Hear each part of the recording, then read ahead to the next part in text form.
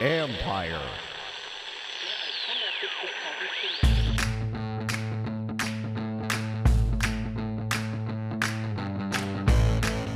Hello and welcome to my podcast sponsored by Lone Oak Coffee. Visit loneoakcoffee.com and use promo code COFFEE2020 to receive a discount on some excellent coffee. Today, I have a special guest, former Redskins linebacker Will Compton, co-host of the Bussin with the Boys podcast, along with Taylor Luan. Will and I cover a lot of topics, starting with football and Redskins-related issues, and even a couple books. Then we have a discussion about the current social climate. I try to take you inside the locker room with Compton, a guy who is terrific at crossing position and social groups. He has an interesting perspective. And then I wrap it up with a few thoughts of my own based on the Zoom press conferences on Wednesday with Ron Rivera and Dwayne Haskins. Don't forget, you can read my work on ESPN.com.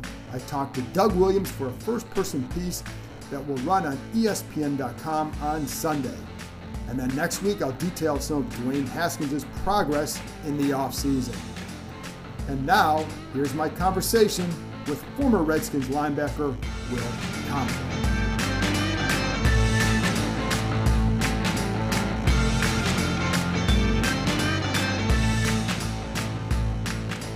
All right, well, now I'm bringing in one of my all-time favorites, Will Compton, and always appreciate talking to you.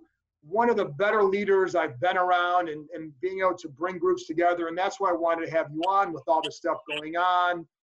Just talk a little bit about that and a little bit about some communication stuff, which was your strength in the field. First, though, let's get an update on the podcast because you guys are continuing to blow up here. And you got your I can see you wearing your Bussin with the Boys t-shirt. Yeah. Are you genuinely surprised at where you guys have gone with this? Where you and Taylor have gone with this? That's a good question. I'm surprised and then also not surprised. Of course, when you go into anything, you have big goals in mind. And I guess I'm surprised at the direction that it's kind of went with the whole, the For the Boys thing and the boys, I guess. Because when I first started it was going to be something around something wolf-centric because my fascination with wolves and probably call it the Den podcast. And it was always going to be some introspective conversation, a lot of perspective and a lot of that kind of behind the scenes, every conversation I would have in the locker room or outside of the locker room with guys. And when Taylor came on and we kind of revamped, scrapped the Den podcast idea, found the bus and did the whole bus branding, we were kind of iffy on if it was going to be cool or not. And, you're just nervous about everything.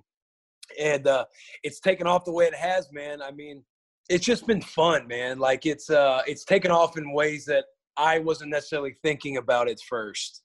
So, but, I wanted it to kind of be like this, I guess. Again, to answer your question, it's I'm surprised, but then you also want to have some expectation that we could do something like this because we knew we were the first active player NFL podcast that wasn't where there was no boss, there was no umbrella that we were under.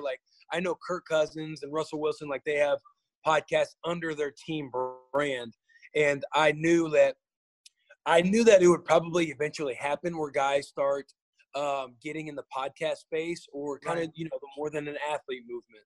And so I knew it would probably happen eventually. So it was important for me. And when I was telling Taylor, I was we're going to be the first kind of in this space like this. So that's why I feel that we're always kind of trending upwards because we're getting, we get to have conversations that people don't necessarily have in front of a camera or in the locker room when, microphones are on them and people have their phones on them and reporters are asking questions. And so, we just wanted to give our access to our guests, make ourselves very relatable, engage, and it's been fun, man. It's fun to listen to it for all those reasons. And, it is like locker room conversations and just having fun and guys hanging out and all that. I do want to, and I'm going to be talking to you more about that later in the summer, as you know, for a story. So I'm anxious to hear about that. with football now, and I want to get into some meatier topics because that's why I wanted to have you on. We were supposed, just to let people know, we were supposed to have Will Blackman on, last minute situation, so he couldn't join us, but we can still have a good conversation here. But let's football first before we get into some of the the unrest and the protests and all that. The Redskins have, they changed coaches. They fired Bruce Allen. With Ron Rivera coming in, can one coach, the head coach, make enough of a difference in the culture to change a place? Yes, I think so. When you word it as can one coach do it, the answer to that is no. But it definitely starts with I'm sure he knows that's why he's a very successful head coach. Like, it starts with the leader, and he's kind of the leader of the Redskins.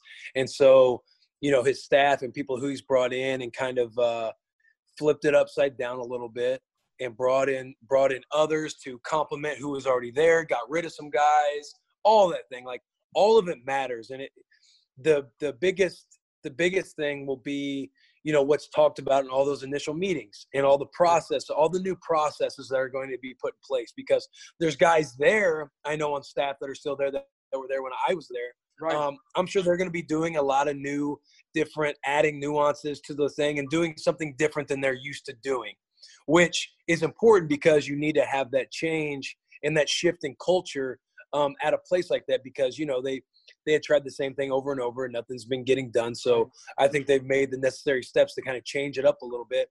But it's definitely going to start with Coach Rivera, because he's going to, when they're all sitting in the staff meeting, the very first one, it's going to be his energy and just his, I guess swag is the word, but just his presence is going to change, kind of like start that cultural shift that the Redskins really need. They really do. And we talked about a lot of that for that story I wrote back in December with Jason Reed, and just how badly it needed to change. In going to a couple of different places now, what makes a place good? What makes a place good? It's a good question. I mean, I've never went past the first round in the playoffs. Yeah. So, I think what makes a place good is carrying out the details and the processes. I alluded to this earlier in the first question, but it's carrying out the details and the processes that you set in the beginning. It's the standard that you create in the beginning, and knowing that everyone is on board and you have your entire staff, your players, your leadership, the trickle-down effect. Everybody kind of talks about, hey, what are our goals? You start with the end in mind. You talk about the process. You talk about all the processes that will be put in place to get this done that will mirror what that success is going to look like. And then from that point, you have kind of a team standard, like a team contract you've all kind of set with each other, to where now these processes, these details, these rules, I guess, or this standard is now in place, and that's what's going to hold the team accountable. That's what's going to hold guys accountable. It's the teams that set goals in the beginning. They kind of don't stick to them. They don't stick to the processes. They fizzle out a little bit. Guys start chirping and bickering. Locker rooms get a little cliquish, and then at the end of the year, you realize, oh, we got a major freaking problem. So I bleeped myself out for you, John. That's right. But it's like the groups, teams, organizations, businesses, all of it. I mean, it's relevant everywhere. It's the ones who start with that standard and hold everyone accountable to that standard, even when times are hard. So that, to me, I think that's what it takes to be successful in pretty much anything, and it's no different in an NFL team. Well, you're getting a taste of Bussin' with the boys here today. No doubt, man. Because it's funny because I'm reading this book called Traction, and shout out Traction here. I'll shout out the author. The author is Gino Wickman. Traction, okay. And it's basically get a grip on your business, because I'm thinking, okay, where we've gotten to with Bussin' has gotten us in our broken kind of go by the seat of our pants. We just make it happen. It's only going to get you so far. If you're going to get to the next level, me personally, I got to learn how to be a better leader for my team, because I'm now dealing with interns and employees in my business that I've never done before. Right. And I can't just use all my football terminology to lead people. I got to kind of learn in the business world. So I'm reading this book, Traction, and I'm getting a lot of this from Traction. And it just makes sense of how everything connects on where success happens, from a person, a team, an organization, and a business. So that's why you're getting a little bit of this energy right now, dude. Well, I understand that because like when I read Urban Meyer's book earlier this year, and it's a lot about leadership and just, reaction to events that determines outcome and all that. Are you familiar with David Goggins? Oh yeah, very much so. I read his book earlier too. He is Can't Hurt Me. Yeah, that was phenomenal. So that one's very much in your face. Like that one's awesome. You end up wanting to go run outside because you think you're just sitting there like, oh, I'm not doing shit, dude. Well, it's funny because I just had knee surgery a couple weeks ago, or 2 weeks ago. Almost a week ago. That's right. Yeah, that's right. So 2 weeks ago. So I had surgery, and my son yesterday was kind of razzing me. He's like, David Goggins would be out there running already. I'm like, well, I'm not quite Goggins, but there are things that I've done where whether it's even going on bike rides on hilly areas can go longer than I have just because of that guy. I'm thinking, well, Goggins did this, I can do this. So right. that guy's being intentional with those choices is ultimately what it comes down to. It's like, all right, I'm not going to listen to this guy on my shoulder because I can do this. I don't know why I'm talking myself out of something. Right. And that's what I like about him is it's more get out of your comfort zone a little bit and push harder. You can always push harder. And that's something that I always talk to my kids about too. But going back to football, last thing I want to talk about too is communication. And when you have a season or an off season like this, where you're not on the field together, if you're in the Redskins situation, you have a new defense, you have a new head coach. How hard is it? And you have changes you go from a 3-4 to a 4-3, you have new personnel. How hard is it to get the kind of communication that you need to be a good defense? A lot goes into that. A lot goes into being a well-communicating defense. And it is going to be important when this stuff does get lifted and guys get to go into facilities and stuff. It's going to be important to get into the on-field work as quickly as possible because you need guys understanding the way everyone around you thinks. I would assume since I'm not on a team right now, I'm not in virtual meetings, but I would assume virtual meetings, like you're able to digest a lot, I'm sure, from just being on a virtual meeting. Like it'd be like sitting in a classroom without the body, kind of the postures, your body language of engaging, but you're still going to be able to digest a lot of the information. You're still going to have stuff to, once you close your computer, study and learn and kind of be on top of it in your own way. But it's a lot different when you're out on the field because in regular OTAs, you go from meetings, the classroom, and then you'll go out on the field around cans and doing walkthroughs and stuff like that. So it's very important that when teams are able to get in the facility that they're able to, guys, we have to get moving because there is no tomorrow. Like there is no more time. And we can't wait for the bottom feeders to come along. Like we have to run this thing as quickly as possible, which hurts some guys, but then also this will be a big opportunity for guys that do kind of take a lot of pride in understanding the game and being a student of the game. These are where those guys will stand out and the teams will kind of win in that fashion, I think, early on. Does it take a while to learn the guys next to you, though? Like if you're a linebacker, to learn how the tackle is going to play a certain look. Does that something you lose in the spring, that knowledge? And how long does it take to get that? As far as, are you saying understanding playing next to somebody? Because how it is. Like guy goes in motion, the rules of a defense will change. So you need to know, how long does it take to learn how a guy next to you might react to that shift or to react to a certain look and the way he might hit a gap. All that kind of stuff plays into building a good defense. How long does that take?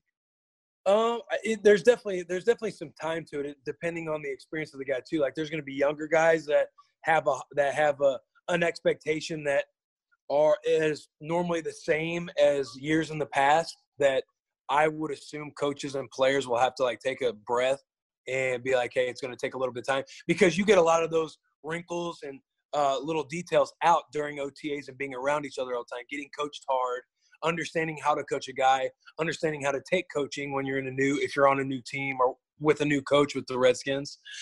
So finding that stuff out, you would have gotten that out of the way in OTAs to when you go into training camp. the message when you leave OTAs is, hey, guys, stay in your books, because you can forget stuff as early as like not being in for a couple weeks. Right. But the message is always, guys, you have 6 weeks. Continue to train your balls off.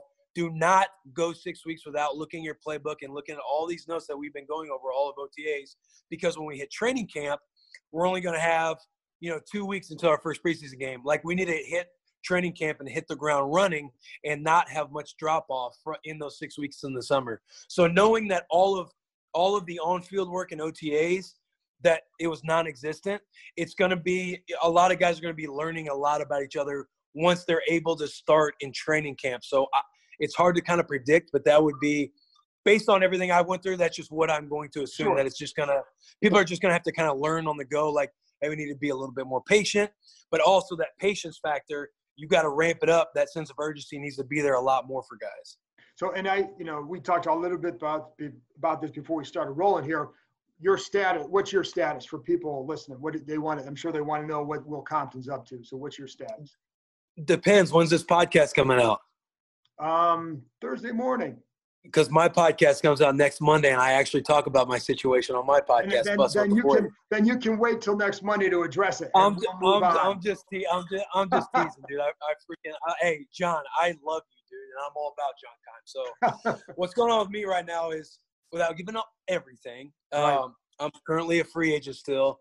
The situation I'm in, there's a lot. If you look at the landscape of the NFL, and I'm not putting myself in the next tier free agency. I might be, I might not be. I have no clue, and I'm not too stressed about it. But there's a lot of guys on the market still. A lot of guys that when I look at the boards, you're kind of like, these guys should be signed right now. I wonder why they haven't been signed. I'll probably have to wait for him to get signed before I start getting looked at harder. You kind of play those games like when you're in my spot as a free agent. And but talking to coaches and still talking with teams, the situation that guys are kind of in is, especially veterans. If you're a vested veteran, what that means is if you play 3 years and 3 games, you become vested. So basically 4 years. If you have 4 years in the league, you're seen as a vested player. And when you're a vested player, if you happen to be on the week 1 roster and say Will Compton, say I'm on week 1 roster, opening kickoff, I am now guaranteed the rest of my salary for the rest of the year. A team could cut me after week 1, and then I can be free on the market, still collect, say, $1 million from team 1. And then if team 2 picks me up, that would be known as double dipping. Guys get to do that one time in their career, to where I still make my money off of team 1 and then get a new contract with team 2. Now, if you're not a vested veteran, you can get cut after week 1 and there's no penalty. You don't have to pay them their salary. You just pay them for that 1 week. For vested guys, which are guys like myself and veterans you see out there that haven't really been signed yet, owners are kind of waiting to see what happens with COVID. Right. Because right now, worst case scenario, I would assume that we're going to have the season where there's going to be no hiccups, knock on wood.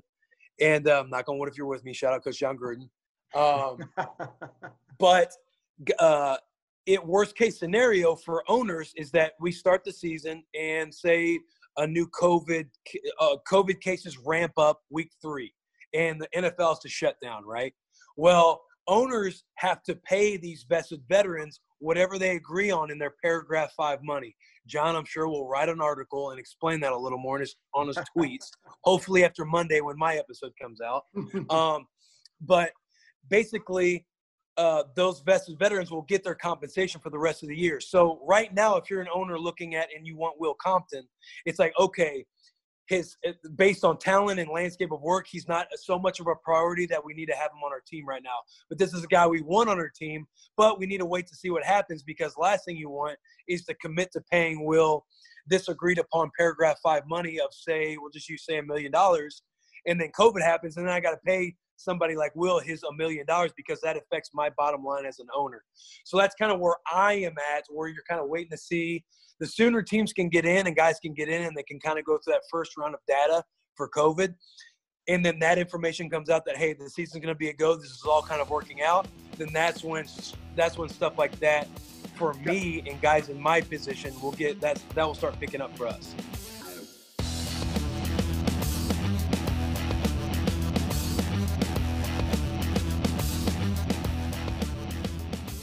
A couple months ago, I stopped into a store for a sandwich, but it was the smell of the coffee that knocked me over. That's when I fell in love with Lone Oak Coffee. I bought some of their Mexican blend and was happy for the rest of the week. Lone Oak is a small specialty-based coffee roaster company in Winchester, Virginia. They finished 9th in the nation in the U.S. Coffee Roasting Championships in 2017. They have received many awards for their house blend at the world's largest coffee roasting competition. Here's what I love about Lone Oak. They dial in each coffee to fit its best profile, bringing out the natural nuances and highlighting interesting flavors. I'm drinking their Brazilian blend now with a mix of nutty and almond flavors. They have coffees from all over the world. I love their smooth Colombian with hints of cocoa and caramel apple. Go to loneoakcoffee.com, L-O-N-E-O-A-K, coffee.com, and when you order, use the code COFFEE2020. That's COFFEE2020. You will receive a 5% discount with free shipping on any orders over $25. Start your day off right with Lone Oak Coffee. Now I want to switch to a heavier topic because of all the stuff that's going on in the news, and this is one of the reasons why I wanted to have you on, because in my time covering the Redskins, there have been some guys are really good at crossing over position groups, and I think you've been one of the better ones with that. And I think that's just, it's being able to mix in different, you're going from a linebacker group to defensive backs, you're going to a different culture, offensive line, D line, et cetera. So I'm just curious now, with all the unrest after the George Floyd stuff, the protests, how would you go into a locker room and maybe how would you handle that? Would you have conversations with guys? Have you had conversations with guys about all this? And how does that affect a locker room? It's a lot of questions. It is. And I appreciate you. I appreciate you complimenting me. It's always been fun being in the locker rooms and being able to kind of connect with everybody. I think the first elephant in the room is that me and you are a couple white guys about to talk about this issue, which you get a little nervous just in that regard. But things that I've done, of course, I've had conversations with guys. I'm trying to learn my way through this and navigate through this like everybody else. I think, unfortunately, and this is just speaking on myself, is, I think we're getting woken up to this reality of what's been occurring in America for a very long time.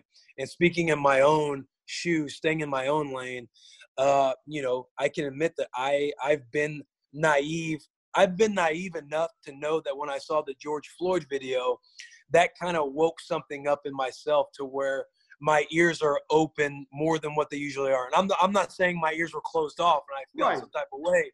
It's just, it unfortunately did take something like that to kind of me to look at things. And then you start to just understand a little bit more from that day forward. And I don't know if we're all been in COVID and we've been quarantined, so we're on our phone more. So that situation stood out more.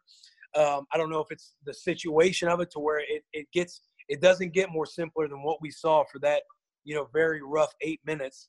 But of course I've had those conversations. I've been slow to, because you don't want to force your way into those conversations by making it seem like I'm trying to overdo it. Hey guys, I haven't texted and checked up, not like checked up and checked in with guys. It's been more because I'm in several group chats, but listening to what's being said in the group chats and then trying to ask the right questions instead of having an opinion or a stance. The biggest thing to do is fully objectively remove yourself from my own filter and just listen and see how I can potentially help. Because there's also a slope at, if you, for me, if I were to say something out of context or wrong, or, you can get checked for not knowing enough right now. So there's all these lines that you're trying to figure out and learn. And I'm trying to follow guys. I follow guys very closely. I try to share the same messages that guys are trying to share that I see that are positive, that are acknowledging the situation. When you talk to anybody, there's three takeaways that are kind of common with it all. Is acknowledge what the hell's happening and going on, the privilege, the police brutality, all of it, the systemic racism. Acknowledge it. Acknowledge that it is existing in front of our eyes, and it has been for a long ass time, no matter how naive you've been about it. Acknowledge, listen. So don't, try to take over any conversation. It's time to listen and educate. And, unfortunately, I haven't been very educated, and that's due to I haven't had to, I've been in a spot to where I don't know what it is like to have been in these guys' shoes growing up. Yeah, neither do I. And it's hard to pretend that, and it's hard to do anything other than listen and try to educate and learn on it. And then the third thing is like giving a shit, showing that you give a shit, showing that, hey, if you preach about being for your boys, being for your brothers, your sisters, all of that stuff, and you see a community that's hurting right now, and guys are wanting people of every color, really, obviously white. They want white people to stand up more, but everybody, like, show that you're giving a shit. No matter if it's a like, if it's a share, if it's a comment, if it's something, like, just showing that you give a shit. So, I know I said a lot of things right there. And again, the biggest thing has just been like, caring, showing that I'm trying to find the right way to go about it, and finding the right literature that I need to be learning, and getting up to date on that I haven't done in the past, that, it's taken me a while to get to this point. And, but I think that's a thing. And I think for myself, it's just fighting for what you think is right. And right now, the right stance to take is being on the right side of history, where I'm being I see it as me being a voice for all my teammates and all my brothers that I've been playing with all these years, that want to hear guys like myself speak up a little more and kind of help them relay that message. And it's like, who am I if I'm going to talk about, if you're going to have those words for me at the beginning, that I can kind of go into different groups and peer groups and locker room groups, position groups. And I take pride in that. But then when it comes time where you're at this pivotal point during crisis, that I'm not going to be not going to be one of those guys that stands for those guys. Like, it's like, shame on me if I'm not going to do that. So that's where I've taken it kind of upon myself to kind of write a little more about it and to share a little more about it, because I am nothing without all of my teammates and all of my friends and everybody I've had throughout my life that have been Black, been Hispanic, anything. I want to do right by my guys, by my brothers, by all those voices that are screaming for help right now. And that's why I wanted to talk to you. And because I know that you're like that because again, you're going into different groups and all that. And listen, I mean, white players are a minority on most rosters. So do you hear these conversations? Did you ever have these conversations before? And was this a big topic in locker rooms, or was it more of a hush hush thing, or, what was it like? Stuff would come out and come up. And I remember I was on the Skins when the Kaepernick thing happened, and we had a team meeting about it, and guys all had different stances on it, and it wasn't arguing. I would say we were in when we were in our meeting with it, and it was actually the night before a game, guys were kind of standing up and saying what they felt, but everybody was kind of respecting everybody's different stance on it. I think right now, from that moment back in, 2016? Is that when that was? Yep. I think from that moment to now, I think everybody's stances, they need to get, they're kind of on the sideline, because now I think more people are understanding that it's never been about the flag. And I would say that's where the biggest shift has came from that moment to now, is like a lot more are buying into that it's never been about the flag. It's about all these other things going on. And so, I don't know. Like, I remember stuff coming up, but nothing was ever kind of swept under the rug. And there were never harsh arguments about anything. I think it's people would say something, and whether or not everyone's attention was on that at the time. So that's like the difference too, is everyone's attention can be focused on this right now, again, because we've been quarantined, we've been in COVID, we've been all this stuff, to where we're kind of like, it's in front of our face, because we're kind of obsessed with scrolling and everything else a little more now than we are back when, quote unquote, everyday life was happening. So all the stuff leading up to now, it's just kind of dependent on, like, everybody's focus and attention wasn't on social media as much as it is now compared to what it was back then. So a lot of different moving parts, man. And I know I'm kind of rambling and talking a lot, but there's so many layers to where it's hard to figure out answers. Well, and I also think it's actually good to have two white people talking about this, because I think before what always bothered me is like something like this would happen, and somebody would bring on an African American player as if they were the only ones who should be talking about this. Is if there's going to be any change, it's got to be more than just that, to me. And For sure. So that's why I'm just wondering if you have heard something different from white teammates, even during this time, that that can help move this forward. As far as conversations with white teammates, and there hasn't been, I guess, many with like groups of white teammates. It's for me, as far as like just talking about just the white teammates in general, for me, I've just kind of been sitting back and observing and watching the white teammates and white guys speak out on it, and not to judge or anything like that, but to observe and figure out ways to where I can express my messaging better. Because again, you were saying it earlier, like it's like having those conversations can be very uncomfortable. And I wrote a blog, like I was uncomfortable as shit writing that blog. Yeah. And it doesn't mean I'm now comfortable talking about it. No, like, I don't. People want me to come on radio and do all these things. And I was like, guys, like, I understand you took a liking to my blog, but it's not that I feel like there's answers now just because I wrote some blog. It's, I'm still very much, I can still very much be uncomfortable because you don't want to be taken out of context for anything. Right. But that's also the point, is getting uncomfortable, because you grow when you're uncomfortable. Sure. And you're able to hear other people's perspective from being uncomfortable if you can set your pride aside and get yourself out of your own little bubble. So to answer your question on like talking conversations with white teammates, anybody white that I've kind of been in contact with and had lengthy conversations, it's all kind of the same thing. It's all like navigating through it, understanding, trying to figure out the understanding and the listening part, and sharing good literature, sharing good posts that people have been seeing. Like watching Ryan Tannehill from afar has been a great example for me, because he helps kind of critique messaging he's a great example for it. You know what I mean? So yeah. It's more of that stuff when it comes to, my white teammates sure. and white friends. Yeah, and and like I said, I don't, but I just think that you have a unique perspective because you've been in those locker rooms, you're able to stretch across out. What makes somebody, how can your ability to stretch across out, and in conversations like this, how much can this bring guys together? I mean, I don't want to be, and think that everything's going to be solved because now guys are talking, but how much can that, within a locker room setting, how much can that help? I think it's always going to help.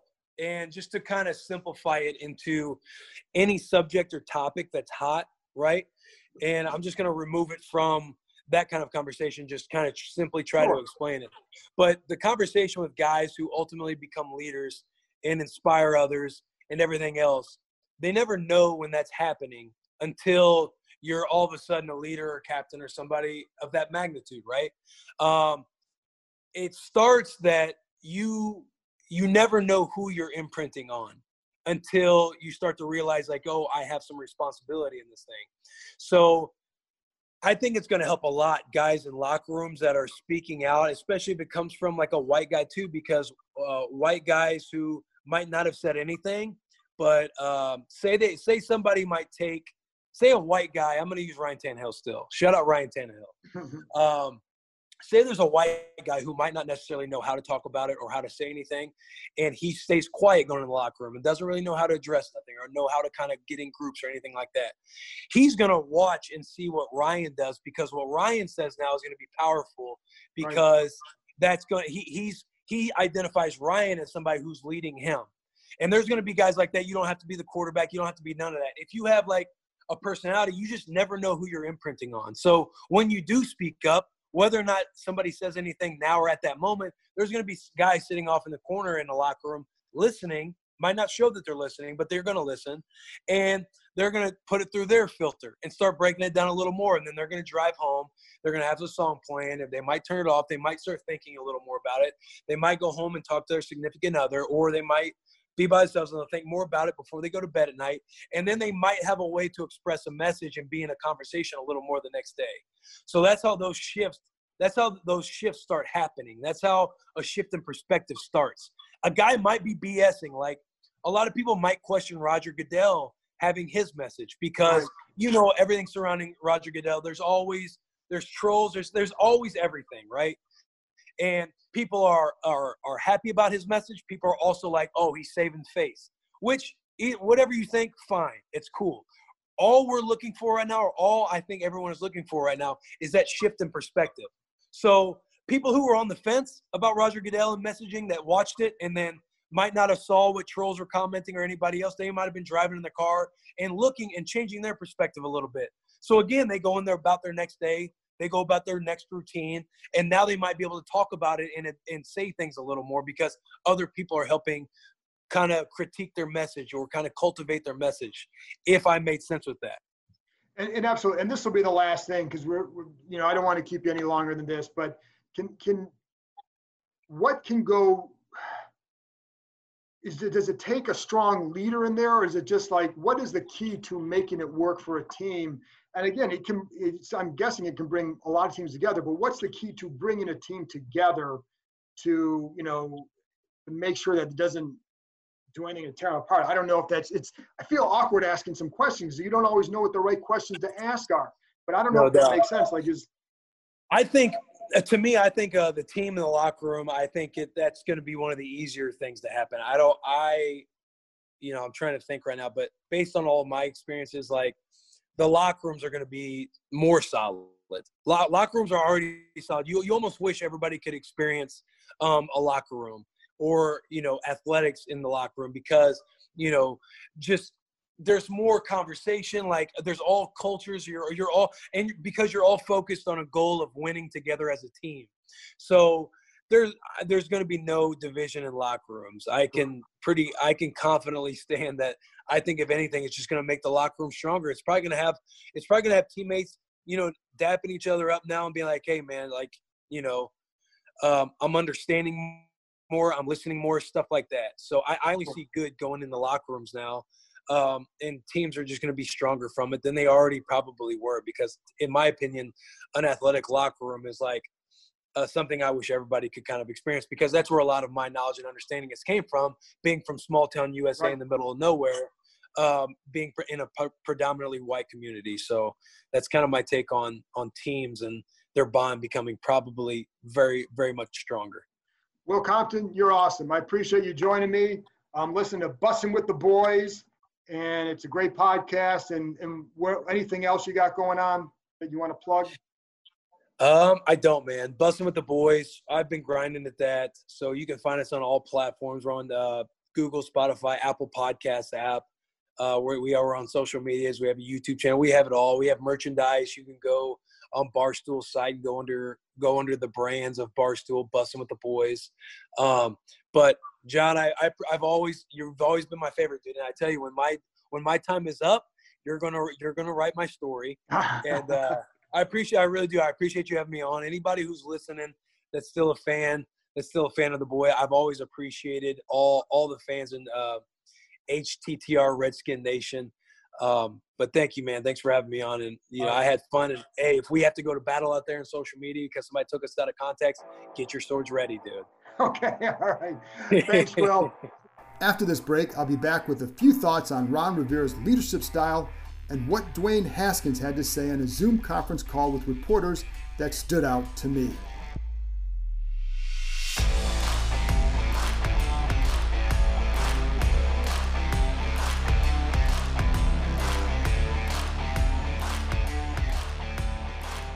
The John Keim Report is sponsored by Manscaped. The reopening is right around the corner, and there's a chance that no one has seen all of you in a few months. Don't ruin that first post-quarantine date. Did you show up to the first day of school without a haircut? Come on. Manscaped is here to provide you the best tools for your grooming experience with the Lawnmower 3.0, the best hygiene tool for the modern man. Ceramic blades, skin-safe technology, no snags. Manscaped has forever changed the grooming game with their Perfect Package 3.0 Essentials Kit, which comes with a new and improved Lawnmower 3.0, water-resistant cordless body trimmer, performance boxer briefs, and a travel bag for you to use when you are done quarantining. Subscribers to the Peak Hygiene Plan get a new replacement blade refill for your lawnmower trimmer, delivered to your door every 3 months, making sure your trimmer stays fresh and clean. And you can get 20% off and free shipping with the code KEIM, K-E-I-M, at manscaped.com. 20% off and free shipping at manscaped.com when you use the code KEIM, K-E-I-M. Your first date will thank you. Welcome back. Now here are a few nuggets of information you need to know. We spoke to Ron Rivera and Dwayne Haskins on Zoom calls Wednesday, so here are a few things that stood out, and we'll start with Rivera's leadership. The Redskins are in a stronger spot because of what he offers in terms of leadership. Now, they still have a lot of work to do constructing the roster, and there are questions on a lot of spots, but they do have someone in charge who is thoughtful, who strives to learn. And by thoughtful, I'm not just talking from a societal perspective, but it's someone who cares about how things impact his players, be it the current social situation or other aspects. It's why players who have played for him routinely praise him. I'm sure there are some guys who haven't liked him. Every single coach who has ever coached has guys that he's ticked off. But in terms of his approach, we saw a big glimpse of this on the conference call and how he's handled the last few weeks. He educated himself on the situation, going back and doing things like reading the Constitution, the Bill of Rights. He wanted to be informed as to why he was doing something, why he felt something was the right thing to do, especially considering his family's military background. His brother is also a retired police officer. This doesn't mean he was taking what people were saying lightly before, but I think he wanted to give thoughtful answers as to why he was doing something, because I think in his mind, it makes it easier for people to understand why something is going on. I don't believe Rivera makes decisions lightly or to just appease anyone. I'd also say he's able to communicate his beliefs, his goals, his expectations very clearly. He's in charge. That's clear. I also like that he reads a lot. Maybe that's because I read some of the same books he does, biographies on world leaders, etc. But I also think it reveals a quest for learning and finding ways that you can apply those lessons to your own life, to your career. The best coaches I know are always on a search for more information. After he was fired by Carolina last season, he spoke to friends in the business about what approach he should take in his second head coaching stint. Things that he could do if he were the guy in charge. How do you handle that? So I think that, again, that says something. Every coach has his blind spots. There's no doubt Rivera has his. It's not as if he won every year when he was in Carolina, and I'll be curious to see how owner Dan Snyder handles his tenure and the fact that there's no longer a real buffer between the owner and the coaching staff or even the front office. We also don't know how Rivera will ultimately handle all this power, not necessarily from an ego standpoint, but just from a management perspective. It's not easy to do. Not everybody can do so, but a lot of that will be determined, I think, by his trust in the front office and guys like especially Kyle Smith. Right now, it seems there's plenty of trust. Where it goes from here, I don't know. They haven't played a game yet. All that will be revealed in time. For now, what we're seeing is that the Redskins have someone in charge with a vision. Rivera was also asked about the possibility of signing a guy like receiver Antonio Brown. Rivera then spoke more or less generically about the possibility, and his answer is what I've been pretty much telling you guys for a month or so about them signing other veterans. If you recall, after the draft, I told you they would sign low-end vet free agents to fill out the roster. Now, more questions were asked about corner and left tackle at that time from fans, etc., with guys like Jason Peters available. I knew that they weren't interested because they wanted to see how Jaron Christian developed. He's entering his third year. Can he handle the job? At what level? I think they feel he can at least be decent, but can he be more than that? Can he be more than just a backup swing tackle? This way, they not just save some cash, but they get a chance to see if they have a young guy that they can develop. Peters isn't going to be the difference here, so why not see that? And obviously, Peters would be better. We know that. But also, if you're Peters, why not go somewhere you have a chance to win? I don't know why he would have jumped necessarily at a spot here if he can wait until the training camp to see what goes on and what other opportunities might develop. As for Brown, Rivera said a lot of the same things. They have guys at that position they want to see, that they're excited about, between Gibson not Antonio Gibson, Antonio Gandy Golden, whom they just drafted, Steven Sims, Terry McLaurin. They like Kelvin Harmon. Obviously, Antonio Brown's at another level. So they clearly know he would be more productive, or at least he's a guy still would be one of the better receivers in the league. So if they haven't signed him yet, I'm not sure why they would later. They already knew that he was better than a lot of the guys they have. Other teams know that too.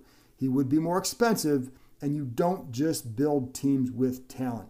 And I do genuinely think they want to win. They also know, and I've said this before, but they know that while they want to win, they also know that this is a year where they also need to find out about guys so they know what direction to go in the future. If they go out and got a Peters for 1 year, do they really know more? Because they're still going to have to go out and get a guy next year at that same spot. So see what you have in a guy like Christian. If he's not that guy, if someone else isn't that guy, you can go out and sign another veteran. Donald Penn guys like that would still be out there.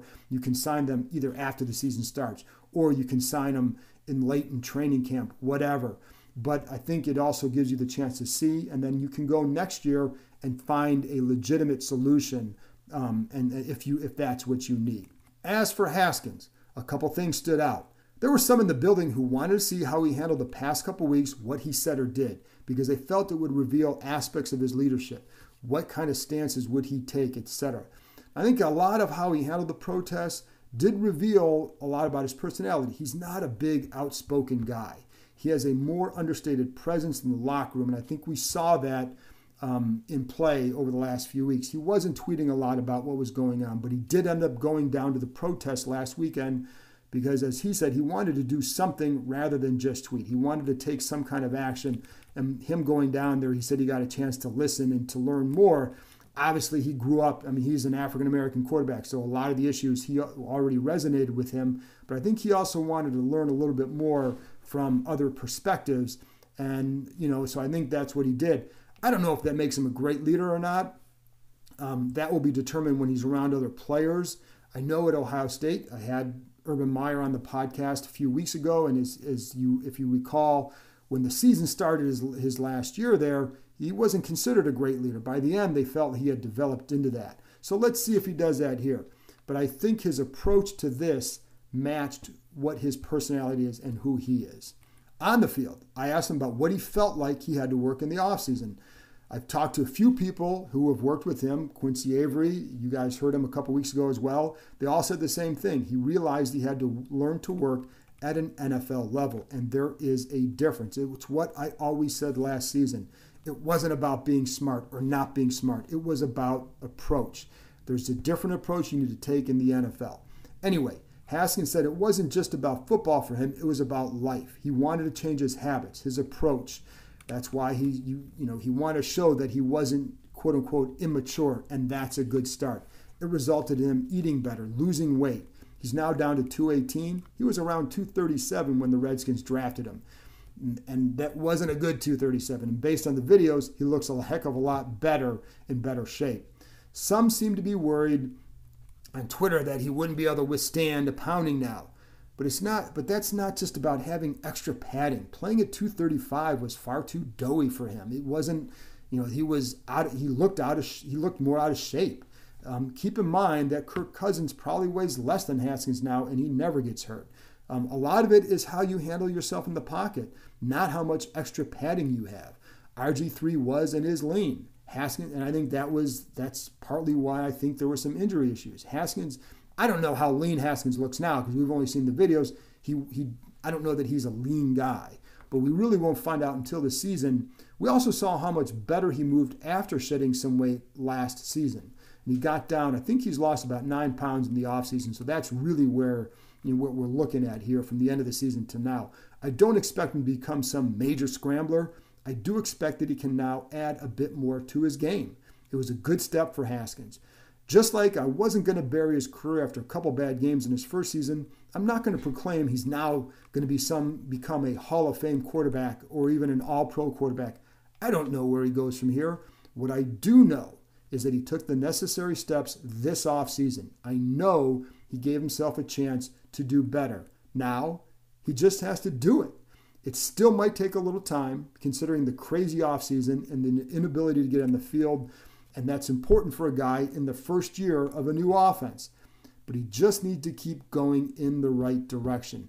something like this doesn't have to be some sort of a death sentence for him to start the way he started his career. I think what you'll see is what kind of resolve does he have, because he got put into a crazy situation last year. He's in a crazy situation this year. How does he respond? What I know is that he had a good off season. Now, where does he go from here? That's it for this week. Thank you very much to Will Compton for joining me. Don't forget to subscribe to his Bussin' with the Boys podcast. And don't forget to visit loneoakcoffee.com and use promo code COFFEE2020. You'll be pleased. Most of all, thanks to you for listening.